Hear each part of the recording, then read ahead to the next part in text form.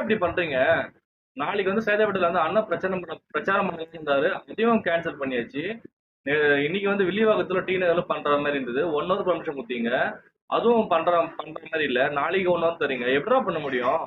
1 ஹவர்ல எப்படி பண்ண முடியும்? ம்? மத்தவங்க டிஎம்கேக்கு எல்லா கட்சிக்காரங்களுக்கும் டைம் தரீங்க. பொறுமையா பண்றீங்க, போலீஸ் ப்ரொடெக்ஷன் தரீங்க. ஆனா விஜயநகர் மட்டும் எதுவுமே தர மாட்டீங்க. என்ன பிரச்சனை உங்களுக்கு? இதெல்லாம் சத்தியமா சொல்றேன். காலம் பதில் சொல்லியே ஆகும். கண்டிப்பா காலம் பதில் சொல்லும். ஆ? ஆனா இந்த கவர்மெண்ட் பண்றீங்களே, பாரபட்சம் பார்க்காதீங்க சரிங்களா? விஜயன் எப்படின்னா முடக்கணும், அவர் ஜெயிக்க கூடாது, பவர் வச்சு என்னென்னவோ சதி பண்றீங்க. இதெல்லாம் அண்ணன் முறியடிச்சு மக்கள் மனசுல ஜெயிப்பாரு. மக்கள் எல்லாரும் பார்த்துட்டு தான் இருக்காங்க. மக்கள் எல்லாருமே பார்க்க தான் இருக்காங்க இதை.